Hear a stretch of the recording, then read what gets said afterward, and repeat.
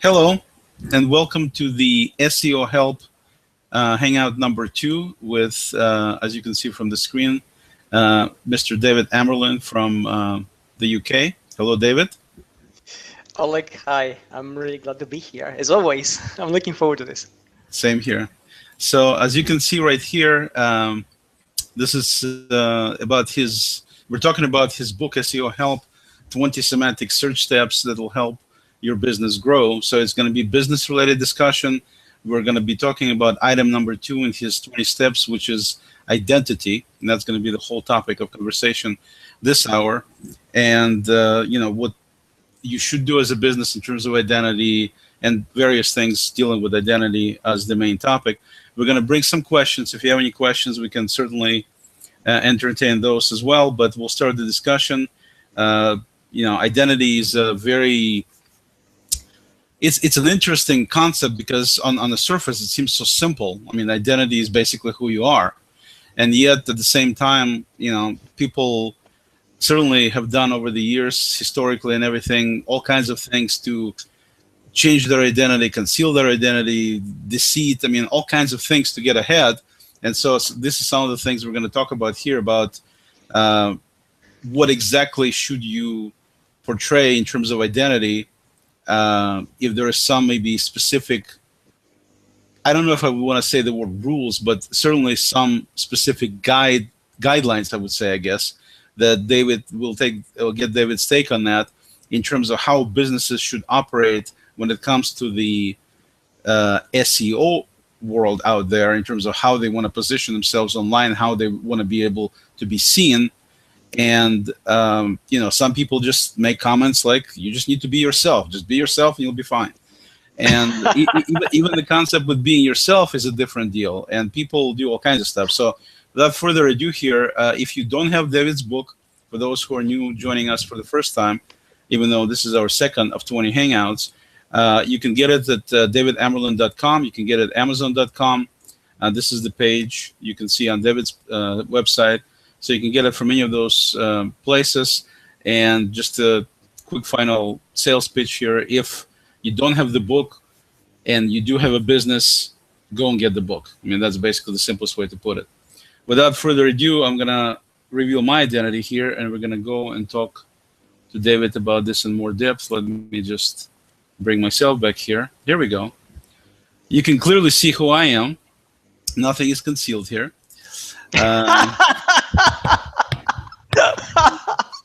All right, we'll take this off so people actually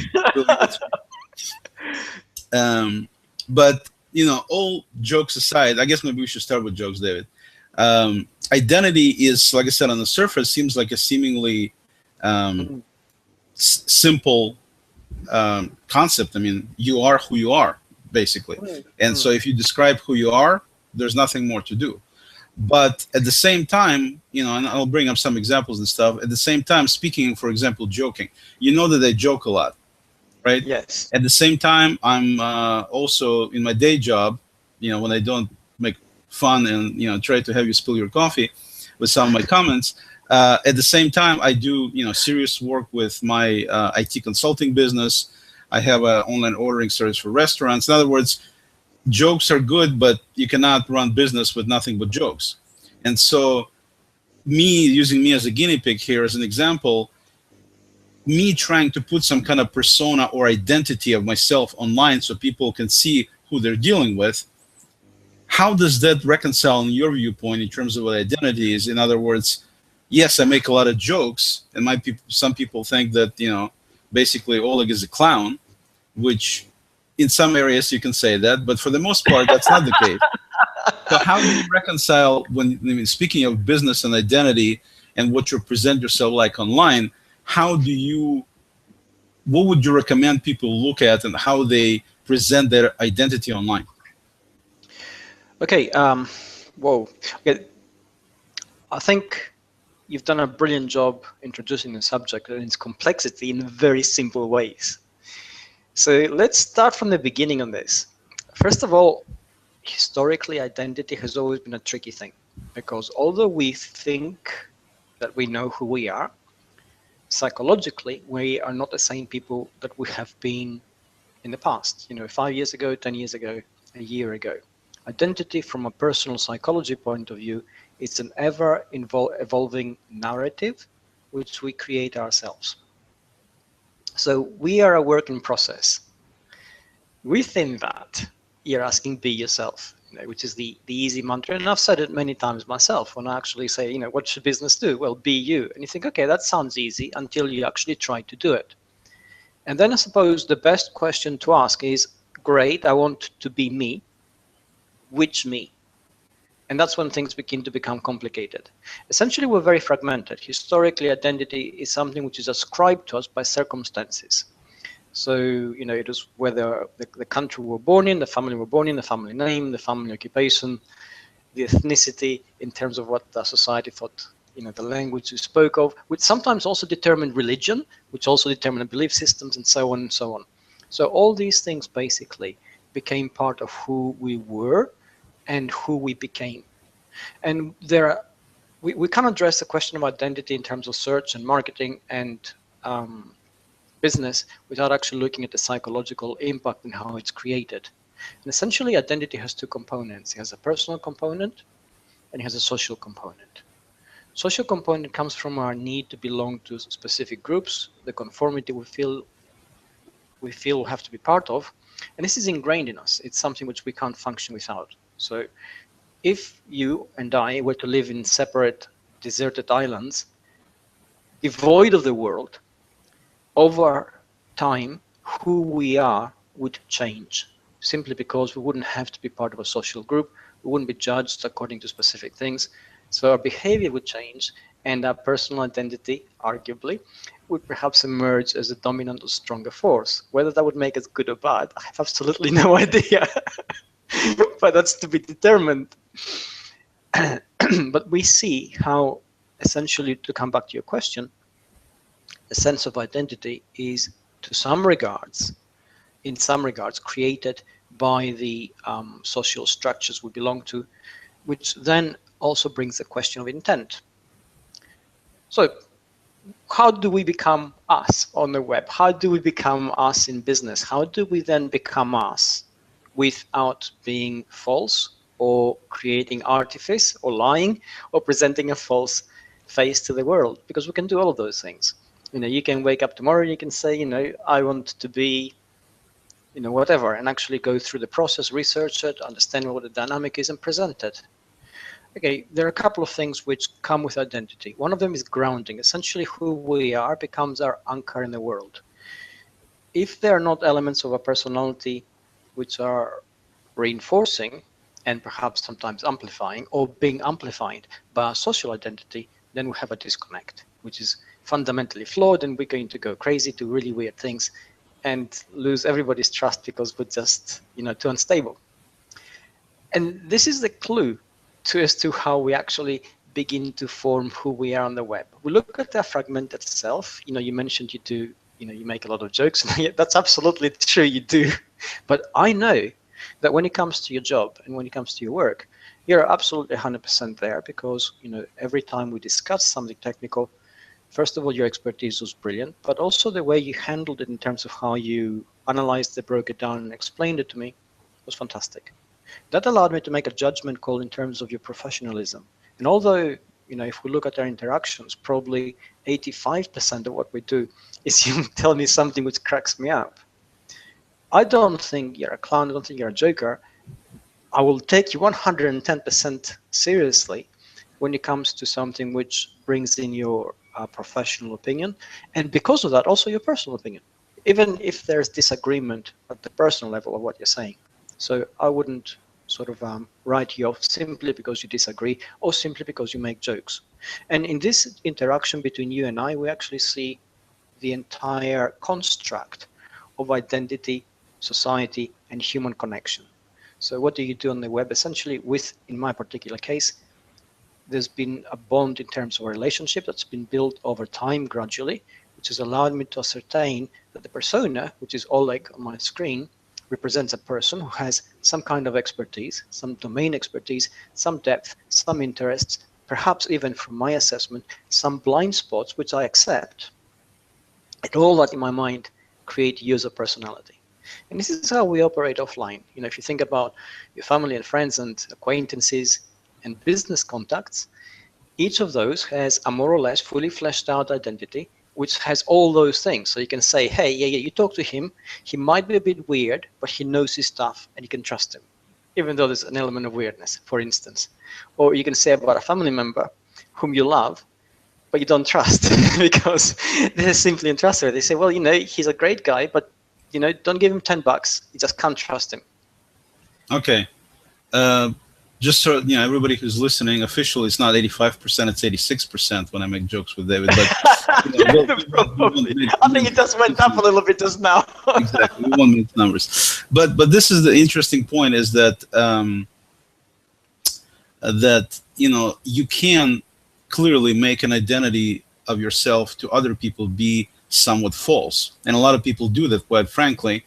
And you hear sometimes, somebody does something, and you're like, I cannot believe that this person would do something like this. I mean, it just, in other words, some people can definitely deceive. I mean, all the fraud that's going on, everything else. Obviously, people are doing something specifically to gain something at the expense of somebody else by changing their normal identity, or maybe in some cases that's what their identity is. So if we drive it back a little bit in terms of, you're not getting so philosophical about the identity, but talking about it more specifically, dealing with web presence and SEO in particular here, that's what I want to really kind of focus on here, is that yes, in many ways the relationship, for example, between you and I that formed, most of it, I would say vast majority, was formed via Hangouts, where you and I actually saw each other and we talked to each other. And that's why Hangouts are such an incredible tool basically for identifying somebody. But let's go back to people who are just building websites and building online presence, and they're not doing Hangouts, let's say at this point with a bunch of the people. They simply have a presence online.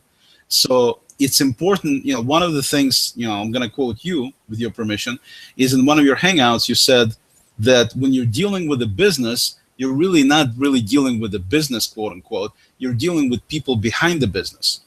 Okay? And I apologize for paraphrasing David, because I don't speak British English. But basically, essentially, this is what you said, David, correct? Correct me if I'm wrong. That's right. Yes, absolutely. So with that being the case, that's what I want to kind of concentrate on here, is that if that's the case, if you're really dealing with the people as opposed to that, then you want to know something about these people. And so people who are in the business are the people who are trying to project something to you. So from the SEO standpoint, what can you give people some specific examples or some tips as to what areas they should put forward, or what areas they should emphasize or illuminate, if you will, of themselves that will be relevant to what they're trying to do online? Definitely, absolutely, and I'm very glad you brought it down to that. Now, suppose you and I never met on a Hangout, which is a shortcut to basically a lot of visual clues and visual cues, and transforms the relationship.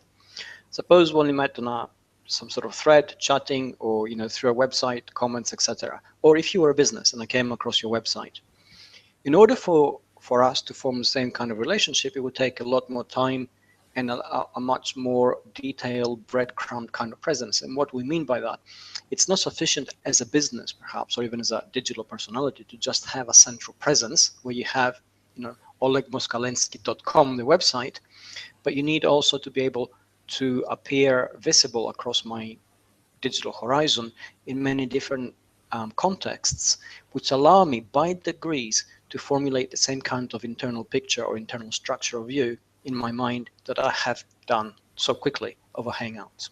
So if you are a business, for instance, and you really wanted to win my trust, you'd have certainly a website presence, and that's your primary key. But then through that, you need a social presence across the web where people talk about you and talk even with you and engage with you, which allows me to understand, who are you really? Okay, I can see the .com website, I understand you're a business, and I totally get the fact that you need to make money, because we all do at some point in order to survive.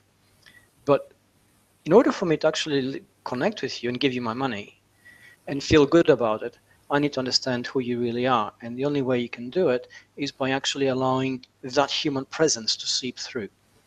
And incidentally, this is what most big brands do very badly. This is what most companies find very difficult to do, because for many different reasons, but primarily because there's not the internal culture of trust, which allows the human connection to actually seep through so easily. But small business can do it a lot faster, obviously. The moment we have that kind of element, that human element, which actually allows us to understand there are people behind the business, and those people have certain weaknesses and certain beliefs, and it can sometimes be funny, and it can have bad days and so on, then we begin to make that assessment, which allows us to understand how we can trust them. And you made a very important point earlier on where you said it can be very easy to fool somebody, and you're absolutely right. It can. I mean, if I want to set up a financial website tomorrow, well, all I need to do is create a kind of website that mirrors financial institutions, research the kind of language they use, etc., etc. It's very easy to do. If you're to reach that website, you wouldn't be able to tell it apart from something established. However, that one contact shouldn't be the only contact you have. And we've become very good at this. We actually take a lot of time to establish understanding of somebody and trust, which is why it's a relationship that actually is being built. It takes time and effort. And if I were to try and fool you consistently, I just couldn't do it because essentially my internal mechanisms are in a certain state of disconnect. I'm not really projecting who I am. I can't be 100% of the time fully alert, fully primed, ready to actually be spotless in my connection as that false person or persona. And that will start by degrees triggering alarm bells. Now, if I'm very clever with it, I will try and limit contacts. So all you see is my website, perhaps a Twitter thread which doesn't allow interaction. But we owe it to ourselves as consumers and as digitally aware customers to actually do that due diligence, and many of us do, which is why it's become so difficult to fool anybody. Right. And I was going to say that I think one of the things that's really important in describing who you are, as you say, is to be congruent everywhere. It sounds like, I mean, that's what you're trying to say, is that if people go to one source and they find something completely different than what they see in another source, then obviously immediately they would get some red flags. They may not necessarily discount you immediately, but certainly there's going to be some major wall coming up between you and them, saying that this is not congruent, this is not consistent, it doesn't make sense. So consistency is important to be everywhere. And one of my clients, for example, I told them that we need to, put some QR codes in their business so people can fill out. I put together a little feedback, like a little customer feedback package for them, and so people can fill it out as they come into the store. This happened to be a bakery, so they have a lot of traffic. And then and the concern of the owner was that she's afraid, am I gonna see whatever they publish there? Am I gonna see that first, or is it going to go automatically on the website? And she was terrified that all these bad reviews are going to go there. And my point to her was that, number one is, you guys are doing a great job in terms of your business, in terms of the service that you provide and the products you provide. You got nothing to be afraid of. Yes, there's going to be some people who are going to say something because they got up on the wrong side of the bed. So there's no question there. But at the same time, you're going to have a lot more people that are going to put in positive comments, positive reviews. And you shouldn't be afraid of it, because if you look at it from a standpoint of reviews, one of the things, just kind of following what you just said, is that people look at different places, and if they see consistency where you show your products on the website, and then at the same time the customer reviews are consistent and congruent with what they thought of from what they saw on the website, then that's how that trust, which is the ultimate goal or ultimate result you're trying to accomplish, to be able to make a sale, in this particular case, just like any business tries to do, would be strictly based on that fact that they saw what they saw in one place, they saw it in all the places. So the customer service, the way you're handling it, the way the people write reviews, what other people are saying about you, all of this forms an opinion. And that's why, to me, businesses are doing themselves a disservice by trying to prevent the interaction, like you stated, where they just put up a website and they put whatever they put content on there, and they're hoping and praying that this is all the people are going to see, so they can get business, because if people, God forbid, find out that they're actually doing a horrible job, that'll be the end of it, which it will be the end of it, but people will find out anyway. So Yes. the identity thing, I think, is important to understand that when you're putting together your identity. By the way, please do not anybody look at my current website. I'm doing a new one, and don't look at my website, okay? Disclaimer. It's not me. It's not me yet. But it's one of those deals where, you know, you always have time for your clients, but you never have time for yourself. Yeah, But yeah. with that said, it is important, you know, that I think that people understand that you need to project whoever you are, however you are, you know, again, going back to be yourself deal.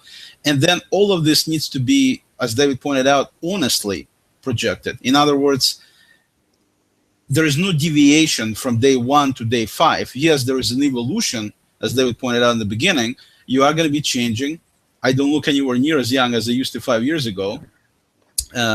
Or do I look as bad as I'm going to look in 5 years from now? So, you know, it's one of those deals.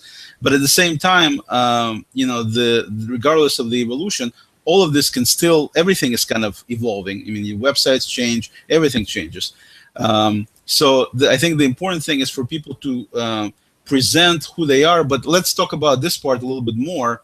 When you present who you are, how much of it should be personal, because we are talking about people, and how much should it be business oriented or business specific? In other words, are you trying to project information that will be beneficial for the potential customer so you can make a sale?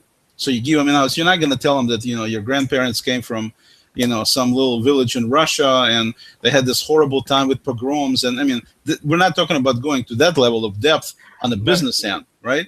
So the idea is to project something that would be, you know, relevant to the business at hand. So that's the next thing I was going to ask you is, how do you project yourself at the same time make it business specific and business beneficial? Okay, and this is a critical question. It comes up again and again. And the answer is the same every time, but the application is different because every business is different and will have a different approach and different customers. Essentially, when it comes to sharing or splitting the amount of information you're sharing between business related and personal stuff, you know, everybody wants a very clear-cut number, and there isn't one. It could be 60-40, it could be 90-10, it could be 80-20. But what is consistent every time is, why are you sharing? You know, no matter what you do, no matter how personal you get or however non-personal you get, there is clear intent behind it. If the intent is just selling, well, then you're just advertising, right? So that is relatively false, because nobody can do that all the time without being manipulative and being forceful and not trying to make a connection. So essentially, when we're creating and projecting an identity, we're seeking a connection from which we will benefit eventually through brand awareness, brand impact, and perhaps sales. At the same time, that connection can't just be of value to us. That's ridiculous. It's a one-way street nobody buys into. It has also to be of value to the other person connecting with us. So yes, I may like you and I may think you're a wonderful guy, for instance, but at the same time, you know, when you say something, that is of value to me, because for a start, you bring in a different perspective to bear and a different intellect than mine. Secondly, yes, you may see something which I don't, in which case you open up my eyes and broaden my horizons. And thirdly, just being able to bounce an idea and discuss it in that kind of context is of great value to, hopefully, to both of us, but certainly to me. And that reinforces the relationship. So if we expand from this and extrapolate it into a business environment, essentially the connection has to be of value to the audience. And what does the audience need to know? Well, certainly they will need to know the product or the service and how it's good for them, etc., etc., etc. At the same time, they also need to know the circumstances, the drivers. What is it that makes you put it together? And why is it that it's a good thing to actually connect with you?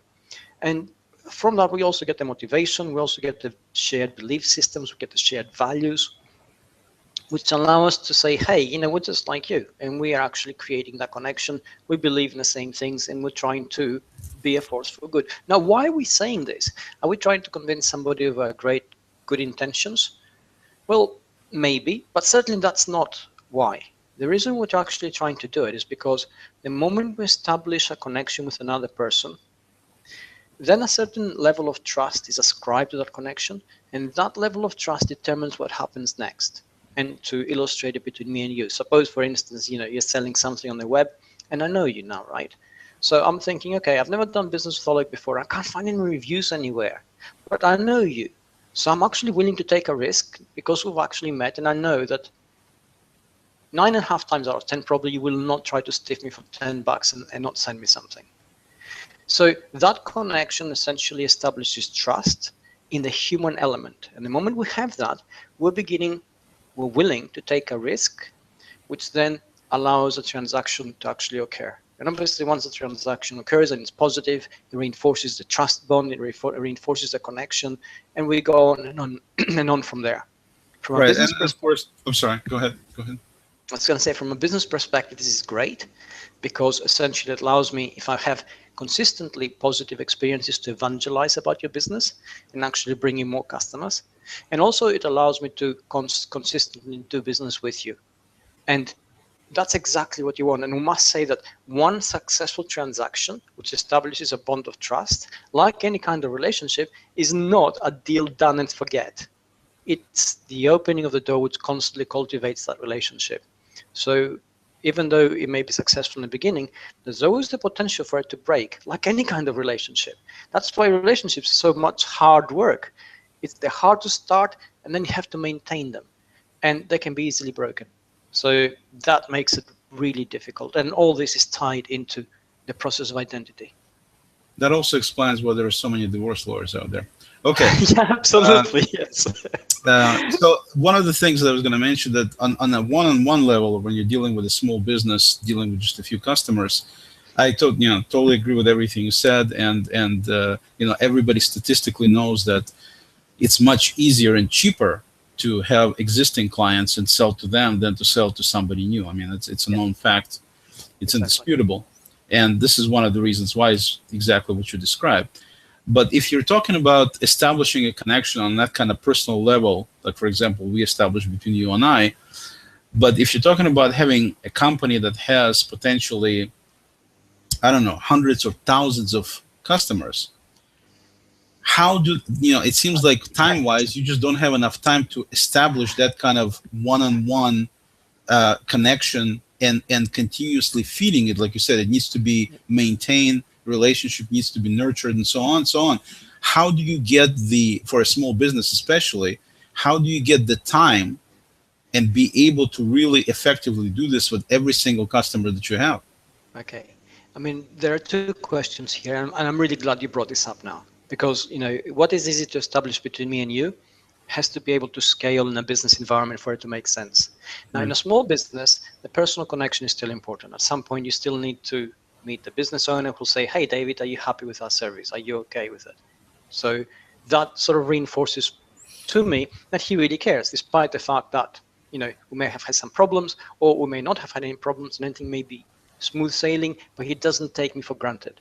So for a small business, there has to be that. And it has always been that way in the offline world in the past. But suppose your small business takes off and becomes a franchise and scales across the globe, and then next thing you know, you've got 30,000 workforce and you're working in 10 different countries. How do you scale that? Well, we talk about the human connection, we talk about the human touch. It doesn't necessarily have to be person to person, one-to-one. Certainly, that's the way it is, but it has to feel that way. And I'll give you an example which I've used in the past, which works very well. And that has to do with Amazon. And Amazon, massive global enterprise, they make tremendous amount of money every year, and they're highly automated. You never ever get a sense that there are any people behind them, although they exist. Mm-hmm. However, they have essentially used technology in a very smart way to humanize the experience of dealing with them. So, when you go online to buy something from Amazon, and I tried in the past to buy an ebook on the go, and they told me, you bought this book 2 weeks ago, as soon as I got on the page. Now, from their perspective, me going there and buying that ebook again, that's my fault. I'm dumb enough not to remember all my purchases. And, if I want to buy the same ebook twice, mm-hmm. That's on me, not on them. It's not necessarily dumb. You could be buying it as a gift for somebody. I mean, I bought several copies. I know. But this particular case, I totally agree. What I'm saying is essentially, because I was on the go, I was I was being driven somewhere. I use the time to actually sort of cross things off my list. It's an ebook I needed to get, and I'd forgotten completely that I had already done it, and I hadn't crossed it off. So they basically lost a sale. So they were prepared in this particular case to use their technology to lose a sale and safeguard me, make me feel that, hey, they cared about that enough for me not to spend the same amount of money again and then think, oh, do I need to wrangle with them now to get the, and how do I explain this, and how do I tell them, and how do I convince them, and so on and so on. So they basically, all they did is they used technology in a very clever way to humanize that experience sufficiently so they became vulnerable, essentially, to allow me to feel that they cared, even though it's all automated. They do the same thing with their returns policy, where they take everything back, no questions asked. You think, whoa, that opens the door for abuse. I mean, no business in their right mind wants to do that. But they take the risk, saying that, we're willing to be so vulnerable that essentially you could potentially abuse it, and most people wouldn't. And, that's how they win on that front. That's exactly the same thing that our, flagship store here in Seattle called Nordstrom. I shouldn't say flagship, but this is where the company is from. That's how they build their reputation, is by having this return no questions asked policy and absolutely providing stellar service. And yes, their prices are not cheap, but people still buy from them day and night because of this policy. Exactly. Yes, which essentially, it's not, basically all the policy does, if we really analyze it, is it changes the balance of power. So you think, they're a massive company, they're hugely automated, probably very faceless. They have a lot of hoops for you to jump through if something goes wrong. But no, they're willing to do away with all of that, become very vulnerable to abuse, and give you the power, which now they trust you not to abuse it. And suddenly, because of that inversion, it humanizes the entire experience. You begin to understand the values behind the brand, because in order for that thinking to happen, they believe in something, and that something coincides with what you believe in, what we all believe in a fairer world, in a place where things work smoothly, where people trust each other a little bit more than they normally would. Because of that, suddenly becomes a very humanizing experience, which allows you to connect with a brand. And really, that's the kind of thinking which has to happen as a business grows. It becomes really perhaps not so feasible for everybody to spend every hour online forming individual relationships. But if the thinking is, how do we use our processes? How do we use technology to create a humanizing, trustworthy experience for the end user at every point where they come in contact with our business, whether it's a website, or whether it's some social media account, or whether it's a transaction somewhere. We need the person who actually does this to feel that we care, really care, not just saying that we do, and we're prepared to demonstrate it through the transactional process and our actions around it. Right. So it's basically, to kind of, I don't know if you want to, summarize it or not totally summarize it, but at least make it a little bit more digestible, if you will, is to say that you put online things about you and what you do, describing it in the best, concise, but at the same time meaningful way where people will understand who you are and what you do. And then you need to, the essential part is, in addition to that, is to back it up with your deeds and what you actually do in business, because that's what's going to form the final opinion and will make that potential customer real customer for a long time, versus somebody who you might be able to fool online because of whatever you put on your website. But at the same time, once the customer service part of it or the product part of it fails, that'll be the end of it. It doesn't matter what you put online. And this person is never coming back. If it's anybody like me, they're not coming back. 100%. Or me, I think that's all of us. And that's exactly it. I think you nailed on the head. Essentially, no matter how much you charge for one single transaction, it can never be enough to set you up for life. And a business, in order to survive, needs lifelong customers. So really, what is worth of you, it's not the value of a single purchase, however much that may be, but the longevity of the relationship between you and your customers. And the longer that lasts, the greater value it gives you, because it costs less and less to maintain, and the more and more profit it actually delivers. And that's key to it all. And then, of course, you amplify that by the fact that if you have people who are happy with you, they'll be more than happy to project that to their friends and family and relatives and everybody else. I mean, people out there, or just even just people they work with, anybody, to say that I got this particular product or this service. They did a phenomenal job, way beyond what I even expected. And so then the word winds up being spread around. And yes, people tend to be more complaining than trying to give somebody kudos. But people, I mean, I write all kinds of stuff all the time about somebody where I had an exceptional experience. I also dump on people when I don't have a good experience for the same reasons. But it's both of these things are equally, I think, used by a lot of people that give you credence when you actually do a good job and people like what you do.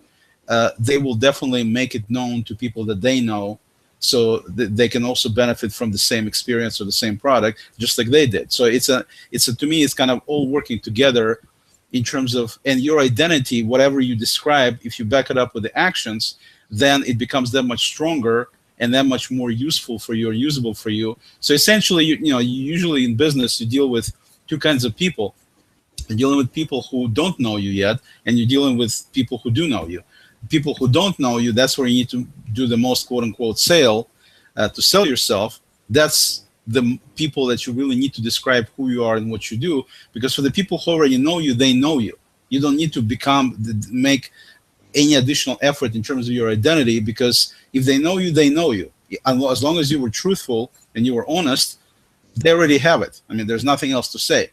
But for people who are potential customers, those are the people that you need to present something in terms of who you are, what you do, what you stand for. That's where the deal with vision comes in, mission for the company. All these things kind of wind up making a picture about the people in that company. And of course, then the deeds back it up. Like David was talking about the Amazon experience, which, company that I personally love to death, not because they're from Seattle, but because they do such a stellar job in taking care of their customers.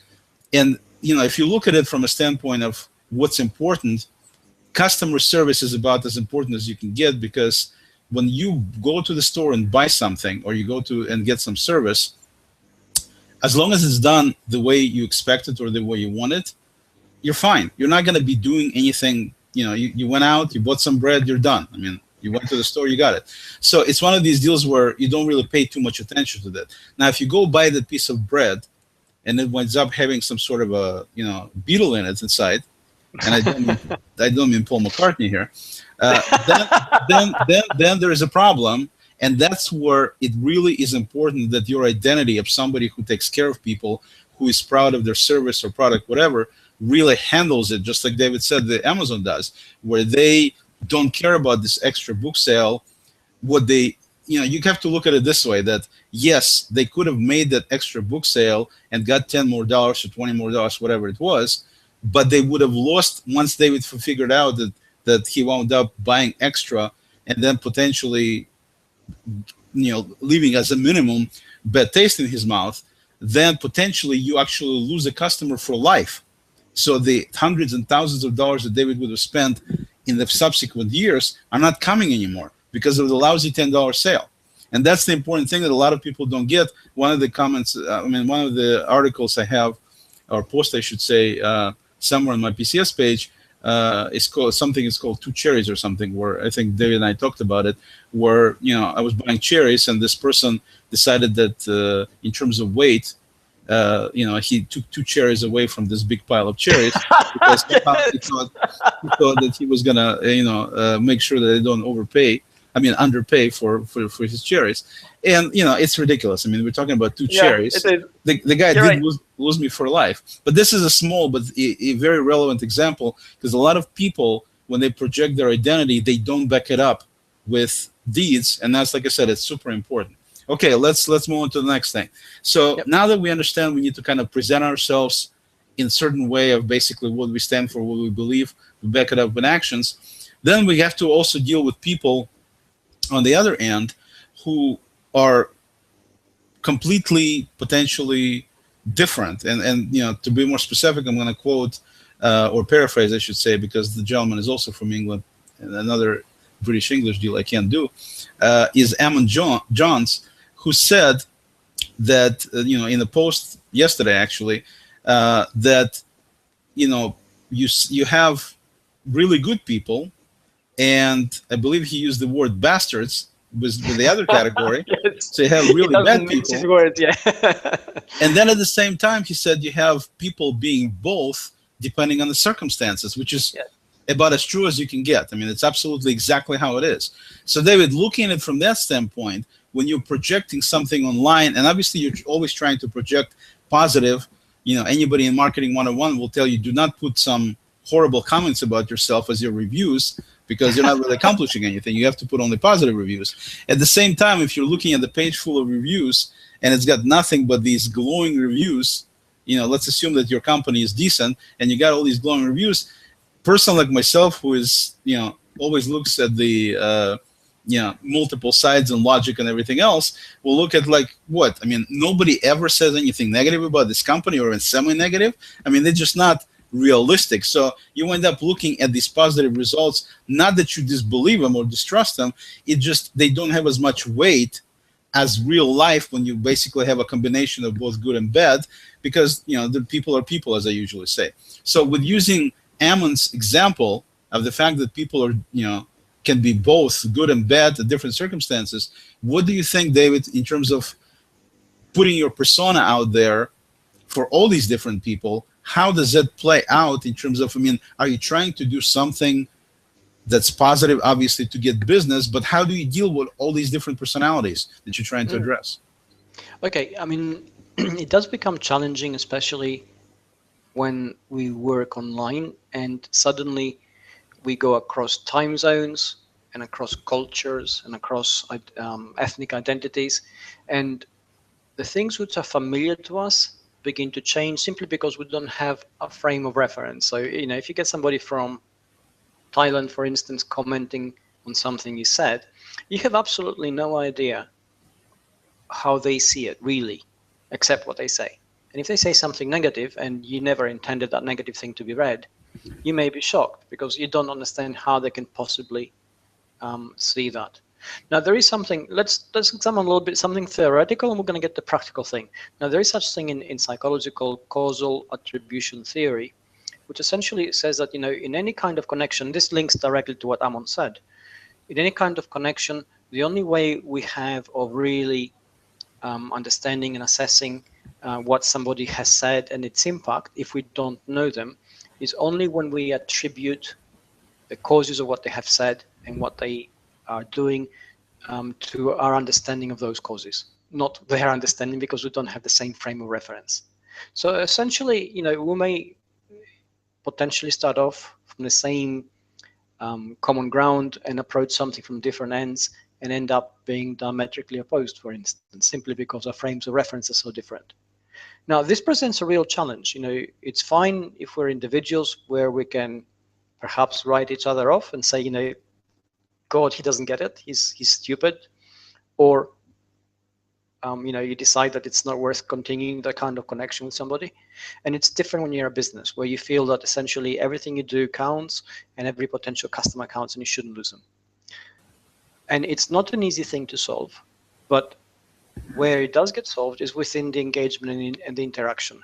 Essentially, if you get something negative, it's an opportunity to actually unpack things and see where the disconnect has actually occurred, because obviously you never intended for a negative reaction.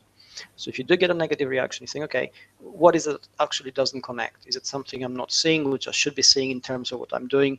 Or is it something which I'm not explaining, which I should be explaining?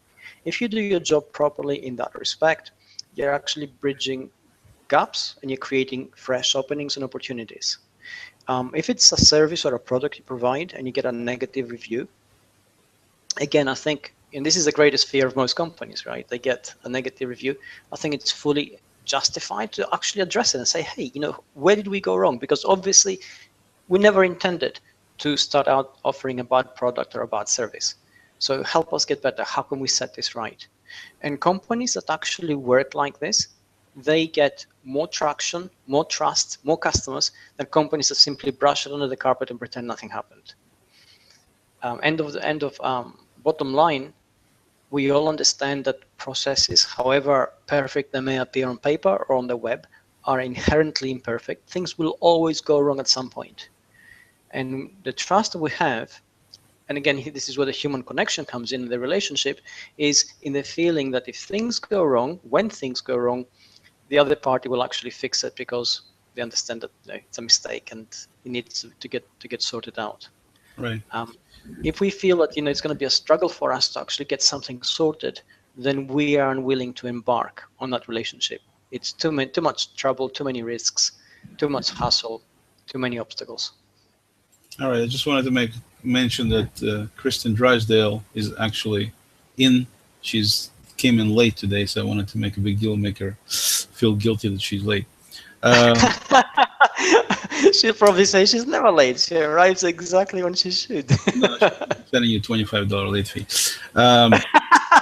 Getting serious for a moment is so in terms of, we talked about small companies and you can project yourself, all of that. So we kind of, I mean, it's not that difficult from that standpoint. But if you look at it from a company that has more than a few people, let's say you have a company of 20 people, 50 people, how do they project their identity as a company in your view to make it meaningful online? And what I want to back it up with a secondary part of the question, dealing with SEO specifically. In other words, what things should companies be putting out there in terms of their identity to make it SEO relevant in this particular context? Okay, I mean, two questions there. Let's start with the hardest one first. How do you create a group identity within a group? Well, there are two ways. One, which is the dumb way, is you can impose it. You're the boss who says, this is what we are. We're customer friendly, do this, do that, etc. It can work to some extent. There are bound to be rifts and gaps and problems as you go on, and the bigger the group, the more the problems, because the more personalities are in there. The other way to tackle this is essentially to start an internal dialogue. We say, why are we here? Why do we do what we do? What is it that unites us despite all our differences and all our different personalities, etc.? How do we become a team? And then how do we project that outside our organization?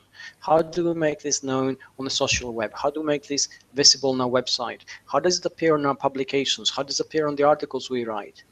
And if that comes through a group norm or a group contact, then that actually begins to give you a lot of value because it becomes part of the formative process of an identity of a business.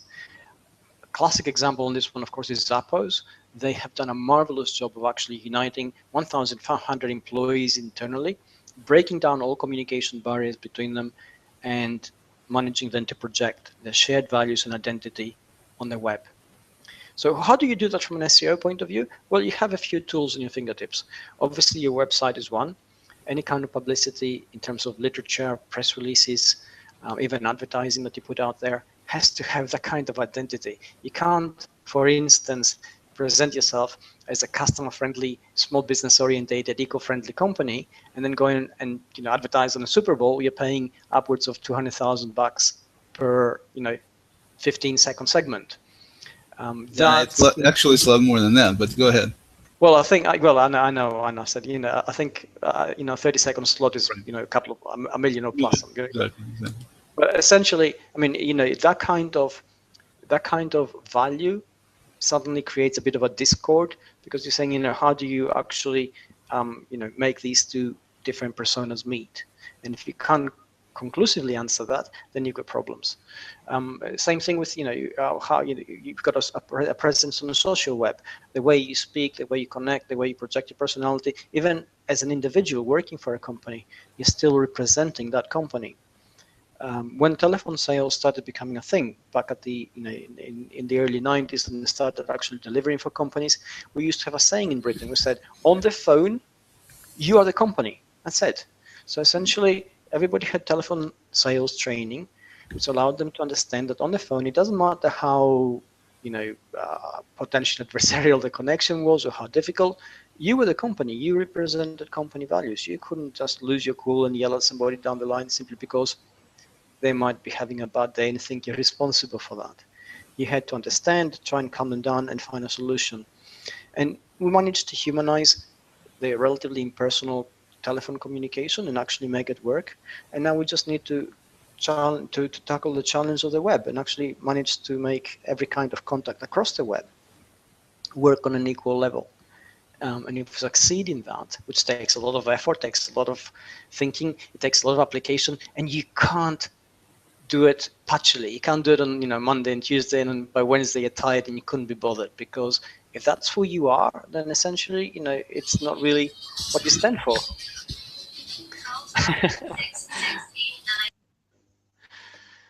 So these are the things which essentially you have to solve as a business. Okay, my apologies. My cell phone went off. Somebody was calling. No worries. It happens. So I think that's pretty cool. So I apologize. Part of my identity, I used to be into music, so music has to be loud. And I thought it was awesome. Well, that's a great ringtone. Thank you. One of the things kind of threw me from my train of thought here, but I guess the thing we can also say about this as a kind of little summary here is that we talked about before that you need to be consistent, but also I think it's important to indicate your identity as a company. In other words, from a standpoint of you're describing, what you make and what you do and how you do it, things like that, but also from a standpoint of kind of, I think just trying to find the right words here to say that we talked about the actual action, backing out the customer service, all of that's kind of all going along together with your identity for the business. And then from the SEO standpoint, I didn't really mean SEO standpoint in terms of going to all the different places to make sure that you're found and everything, but from a standpoint of what specific content would you want to put forth to make sure that the people who are looking for you find you and yet describe your identity. In other words, how do you mix the two together to try to do something that would be SEO relevant in terms of people finding you, but at the same time where you're projecting your identity? That was the question I was trying to ask. Well, okay, I mean, in terms of that's a relatively easy one to solve, really, because essentially, it comes down to the question of how do we project who we are? How do we get our customers to get to know us? Obviously, written content is one of it, one aspect. But videos is another. Pictures and photographs are another. Tweets is a third. And all of these provide the potential for human contact to emerge.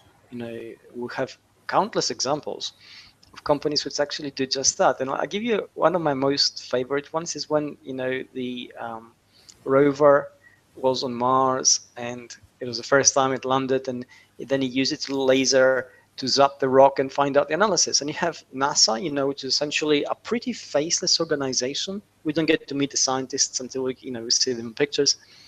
And how did they introduce something as complex as that? They had a tweet which went pew pew because it's 2 laser blasts. Mm-hmm.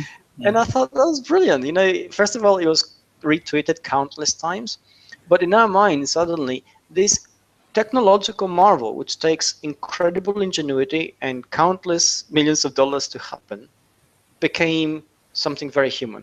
Little laser zapping a rock. And we all got it through those 2 little words. Inspired moment. And that's the kind of approach that basically needs to happen for a business today. I mean, if NASA can do it, and they're not selling anything, anybody should be able to do it. Yeah, that makes perfect sense. I did have one more question. This silly phone screwed me up. I need to think about it. So David, let's go back a little bit to the action steps. Yes. Is there anything specific that you would recommend people should do in terms of identifying what they should put in on their website, dealing with them? I mean, do some soul searching, talk to their employees, talk to their management, just kind of come up with the persona that is both genuine, number one, most importantly, and number two, that will project who they are.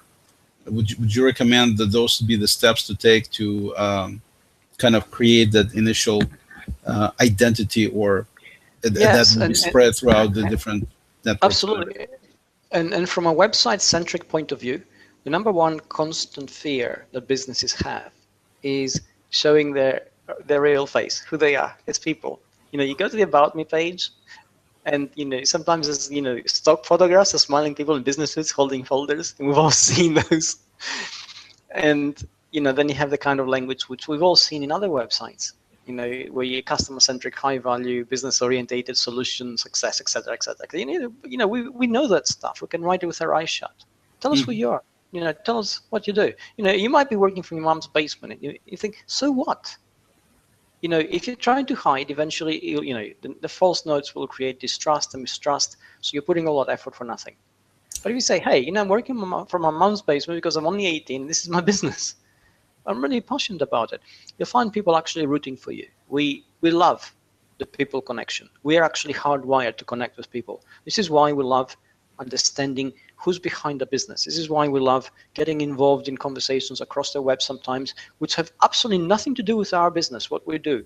But we get involved because somebody says something, and it's people saying these things, and we get caught up in it, and we have endless discussions, which will not solve anything fundamentally across the world, but they actually help us think. They help us understand how people connect.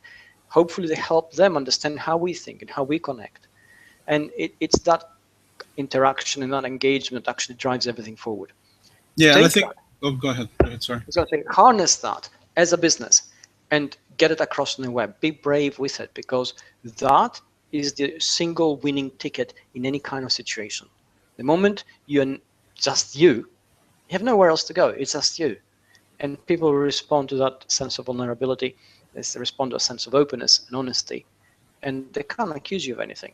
So, right. And if it's a company, like I said, if it's a company with a number of employees, it's not just you in your mom's basement mooching off and doing something. We're talking about potentially a company that has lots of employees, and so like I said, I think it is definitely possible to do it. One of the things that we didn't talk about, but I think it's important to mention, is like on Google Plus specifically, is the pages.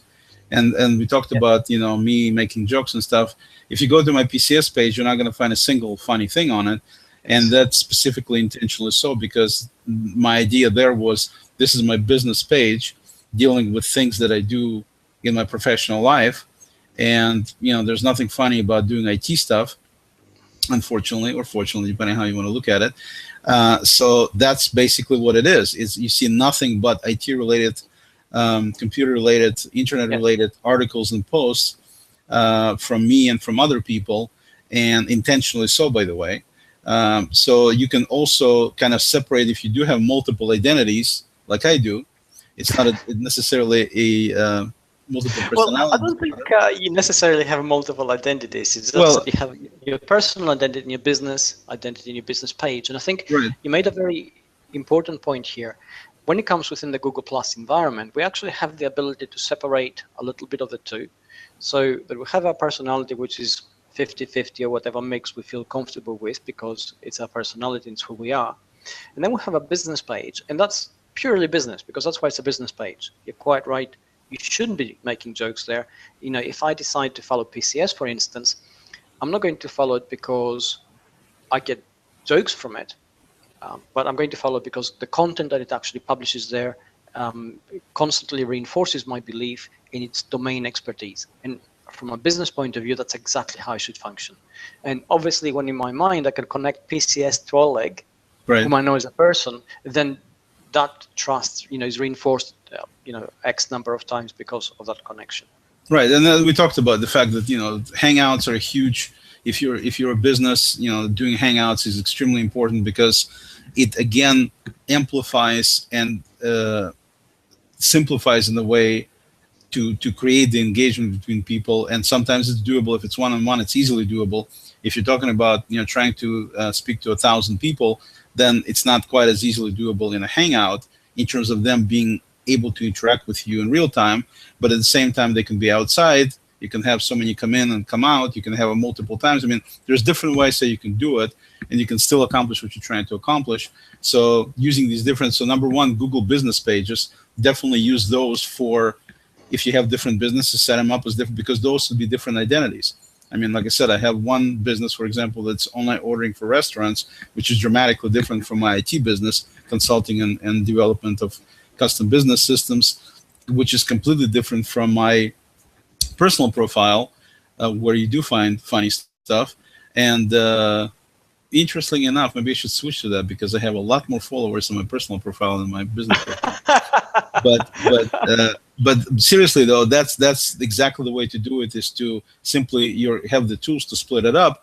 And then of course then you have communities, which adds another element where you can have an inclusive kind of situation going on with people who are interested in whatever it is that you're trying to talk about or trying to project.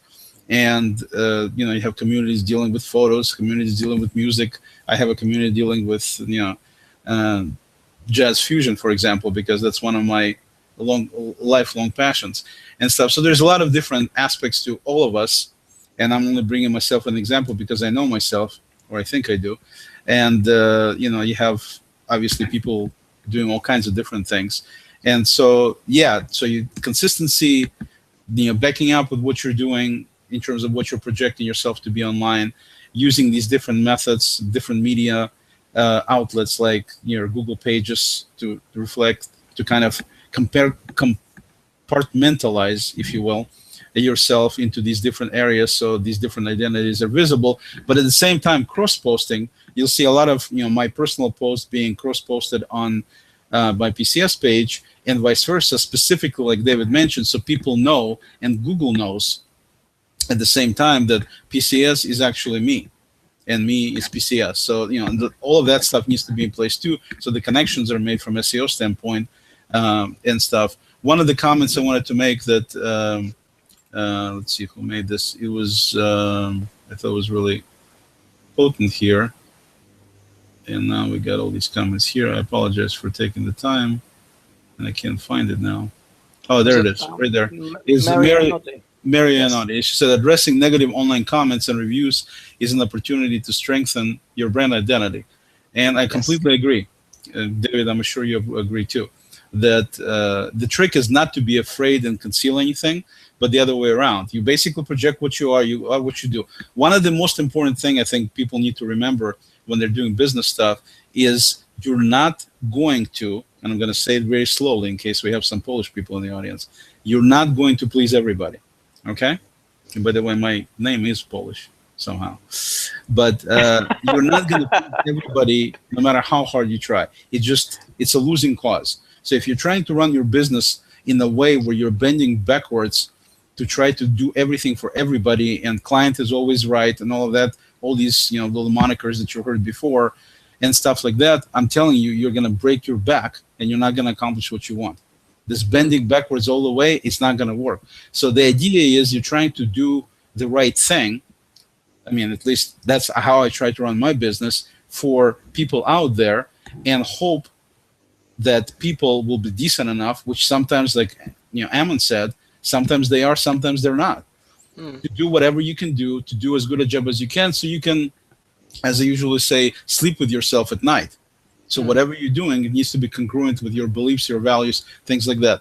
Outside of that, if somebody happens not to like that you did not give them a 99% discount because their eyes are blue, it's just the way it's going to have to be. So the idea is that, yes, you project your identity, you are who you are, you let people know, and you work with that, but you need to understand that you're not going to be able to please everybody all the time. David, any comments there? I think totally. There's a Chinese saying which I value highly, which says that a friend to everybody is a friend to nobody. And I think when you apply that to business, you're absolutely 100% correct. You can't be all things to all people. We'd like to, but we can't realistically. You have to determine exactly who you are, what your value set is. And the moment you do that, which is essentially part of your identity formation, automatically you create a subset of the audience you're actually appealing to. And then all you have to do is create and reinforce the connection between you and them. It sounds very easy, sounds very simple. If you manage it, it's a massive winning combination. It takes a lot of work, a lot of effort, a lot of soul searching, and it's something which really needs to happen in a semantic search web. Exactly. So basically, we're coming up to the end here. To kind of summarize everything is, again, the deal with be yourself is true, because you know yourself better than anybody. You know what your company is standing for, what you want it to stand for. So do whatever you can to project that to the masses, whether it's just a website or blog or Google Plus page, Hangouts, all of these different, not just individual, but all of these together. Number one. Number two, you have to back it up with deeds. I mean, you cannot be promising people that you're such a great whatever, and you don't have to say that you're great, by the way. You can just say that these are the things that we do. Make sure you do these things that you do. I mean, that's the most important thing that I think a lot of people fail at. A lot of businesses I can see fail at is they project something online with nice people smiling and folders and everything else. But then when you actually deal with them, when they find out that they don't have anything to sell you, in other words, you're not buying anything they're selling, then you don't even get goodbye before the click is heard. You know, that's the kind of stuff that just loses customers. It's not accomplishing anything. Any kind of the old days hard sell in today's world is only going to go so far. I mean, I'm not saying it's not going to work at all, but it's only going to go so far. If you're trying to do it to me being a customer, just as an example, not happening at all. Okay, it's just not happening, period. So there's a lot of people like that who do not like to be sold, who are very much interested in your products and services because they need them. So you can still definitely go out there and make some business, but you don't have to use all these weird tactics and techniques.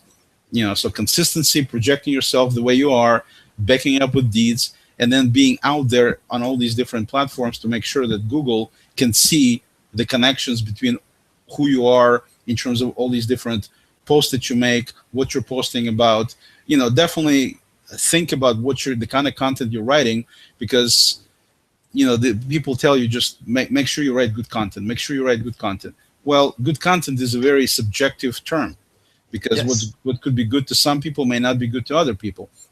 But if your content, we should always preface that by saying write useful content, and I think that's a better guideline instead of good content, because you're right, good is subjective, but useful to your audience has a very clear understanding of what's important to them and what you're trying to answer.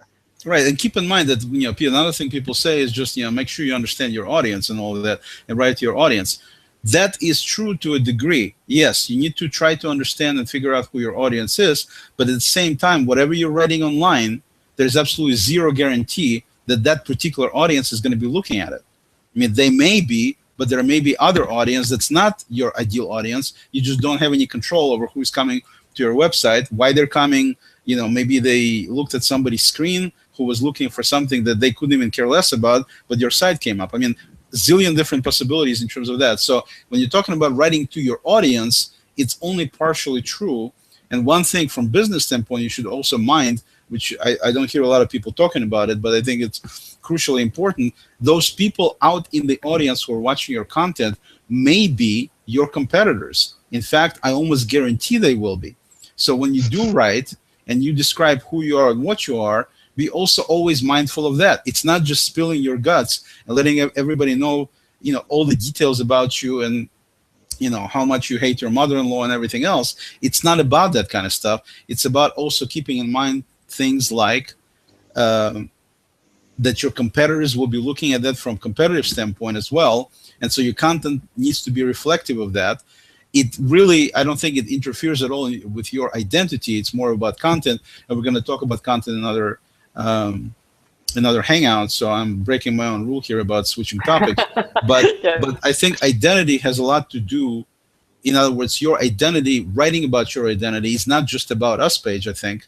And you know, David, you can correct me if I'm wrong. To me, it's almost everything you do in terms of whatever you do online. And you know, we're talking about SEO, so online is the only thing that counts really. From that standpoint, it has to do, in my view, with your identity, because that's what's going to potentially endear people to deal with you or not deal with you. I mean, it could go either way. Absolutely. I agree. I totally agree. Okay, now that we all agree, I'm going to have David say a few closing words, and I think we're going to be done for today. Well, you know, it's always tough when it comes to identity. I only came back last week from Sofia, where we're discussing very similar things. And, you know, the culture there is very different. The maturity of the digital domain, digital area is a lot different stage. They're facing very much the same problems and are pretty much on stage the same thing. I said be you, because everybody else is taken. And I know this sounds very glib and it's a cliche, but at the end of the day, that's your only true powerful defense. That's the only way for you to actually be unique. It's the only way for you to differentiate yourself. The only way for you not to compete with your competitors on their strengths, but to compete with them on your strengths. So find out what it is that makes you you, pull together all your fragmented selves into one, and from there, just begin to build up that connection with your audience. And if you do that, you're going to win. Great. For those that don't know, Sofia is the capital of Bulgaria. It's not a woman. Just wanted to make sure it's clear. Yes, that's true. I didn't think of it that way. You're right. Thank you for the clarification. David, always a pleasure. I think it was a useful discussion. I think for it was. Thank you very much. I appreciate it. Already know all this stuff, but at the same time, for people who are listening, who are starting businesses, things like that, I think all of this is very useful. And again, I just wanted in the end to both thank you very much for doing this, and invite folks to come to our third installment, which is going to be coming soon. Just keep watching our pages, and we'll announce it when it happens on the next step. If you don't have the book, definitely recommend you get one. It's called SEO Help. When David was talking earlier about that he was thinking about buying something from Amazon, it was actually an SEO Help book, but he just didn't say it. He already had it. You need to buy another one. But seriously, yeah, go to Amazon and SEO Help. It's going to be an extremely valuable tool for you for your business. Also, there's a community for those that don't know, dealing specifically with topics in this book, broken down by the chapters of the book. So it's very detailed in terms of discussion, very specific, dealing with the items in the book. And also there's a online tool you can use. Both the community and tool are free of charge. The book itself is worth, I don't know how many times more than, in terms of its value, than it actually costs. So you're basically really getting into a very comprehensive environment here with the tool, where you can keep track of everything and strategize. And then you've got the community where you can, kind of kick things back and forth between people. And most importantly, David is always present there as well, which is tremendously helpful. And so all of these things are available. Book is at Amazon, called SEO Help. David, always a pleasure. Until next time, thank you. Thank you very much.